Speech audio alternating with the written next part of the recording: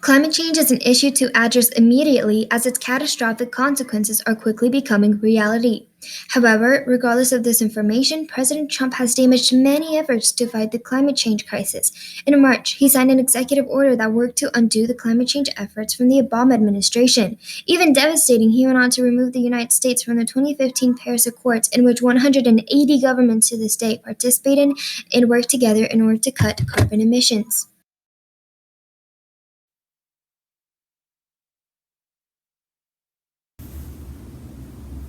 Hi, this is Senator Tim Kaine participating in CSPAN Student Camp, answering questions from Soji, a student at Dominion High School.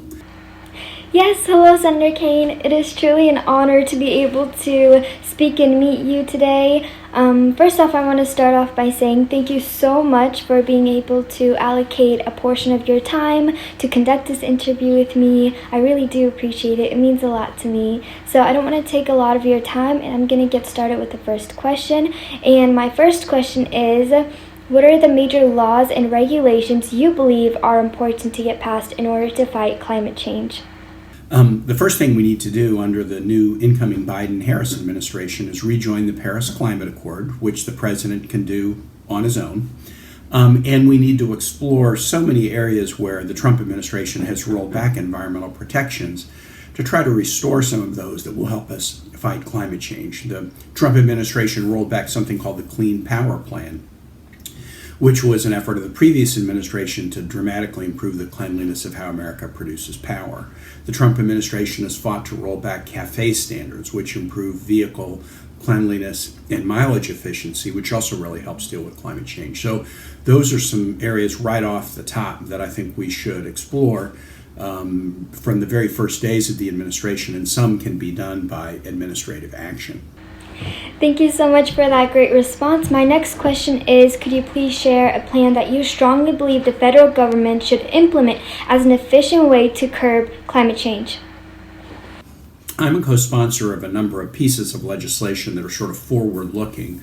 A bill by Senator Tina Smith of Minnesota called the Clean Energy Standard Act would impose a national renewable portfolio standard, which I support, and put the U.S. electric power production sector on a path to net zero emissions. Senator Tom Carper also has a bill called the Clean Economy Act to target zero net greenhouse gas emissions by 2050 economy-wide. And President-elect Biden has signaled a desire to transition to 100% clean energy, clean electricity by 2035. These are the kinds of initiatives that we need to support. So as you may know, there has been a lot of debate surrounding the topic of hydraulic fracturing or fracking. And so my next question is, what are your thoughts and opinions on hydraulic fracturing or fracking? This is a technique to produce natural gas. Natural gas is a cleaner fuel than some other fossil fuels like coal, but it does have carbon and it also releases methane. So my overall philosophy about energy and climate is let's be cleaner tomorrow than we are today. Natural gas has been an effective bridge away from coal and oil and some other dirtier energy sources, and that's helpful as a bridge. But what we need to be doing is exploring even further low and no carbon energy, wind, solar, geothermal, and others. With respect to fracking, I support President-elect Biden's indication that we shouldn't do fracking on public lands.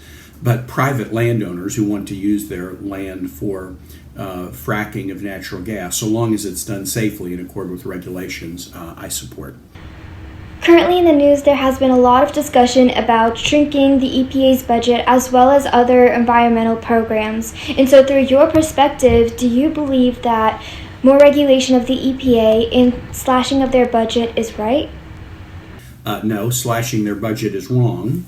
And regulation of the EPA. Look, in Washington, there's sometimes a little bit of a stereotype where Democrats want to regulate more and Republicans want to regulate less. I don't believe in either stereotype. I believe in right-size regulation, not one-size-fits-all.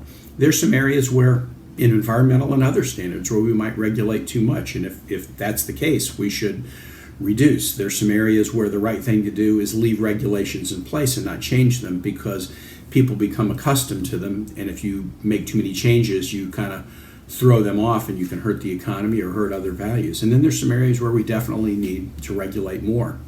I always tell people that my experience as a city councilman and mayor in Richmond taught me the value of good environmental regulation.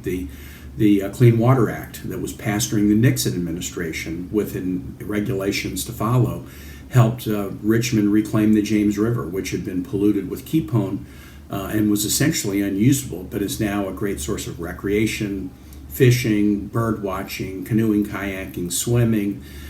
So I've seen how regulations can work. As governor, I had to impose regulations of significant regulations in the Chesapeake Bay because crab and other fish populations were in decline. And by putting the right regulations in place, we were able to do significant work to restore those populations. So there's no one-size-fits-all answer, but I don't think the answer to our environmental challenges today is to roll back or pinch the authority of the EPA or reduce their budget. And finally, what would you say about the efforts of the Trump administration in fighting climate change? I'll be blunt, they were disastrous because Donald Trump says he doesn't believe in climate change. He says climate change is a myth or a hoax that was maybe perpetrated by the Chinese, and somebody who doesn't believe in science, well, we've seen how tragic that's been. I remember campaigning against Donald Trump in 2016, and when I would talk about his anti-science position on climate change, I would say, and remember, somebody who doesn't follow the science on climate change, they probably won't follow the science on other things too, and that's been very borne out by President Trump's just shocking mismanagement of the pandemic, claiming that it was a hoax, that it was created by China, kind of like he said about climate change, that it was going to go away, that it was a media creation, that we didn't need to worry about it, that masks weren't effective, that everybody could get a test when that was in fact not the case. His attitudes toward climate change, because fundamentally he doesn't accept the science, he was willing to floor it toward more fossil fuel development, very favorable to fossil fuel companies, and slow American leadership in clean energy. The good news is that the world is moving to clean energy. The bad news is that for 4 years the U.S. lost a leadership position in that move because of President Trump. We need to restore our leadership, and I believe that we can do so with a President Biden and the team he's assembling. So Soji, thanks so much. Good questions. I'm glad we could visit a little bit today, and I really appreciate always the opportunity to help the Student Camp project of CSPAN. And that was all of my questions for today, so I wanted to thank you for your time as well as for your help in providing such an important perspective on the issue of climate change. And it was just an honor to be able to meet you, and it was just incredible. Thank you so much for a wonderful interview. Bye. Through an email, Representative Jennifer Wexton shared her thoughts about climate change and Trump's efforts. As a member of the House Science, Space, and Technology Committee, she's working to ensure that our public policy efforts and decision-making processes are based on sound scientific evidence, which includes climate science. For example, in September 2019, she voted for 3 historic bills that passed the House of Representatives with bipartisan support that would prohibit new oil and gas drilling in many areas. Many people around the world have been continuously protesting towards fighting climate change in order to bring awareness to the issue.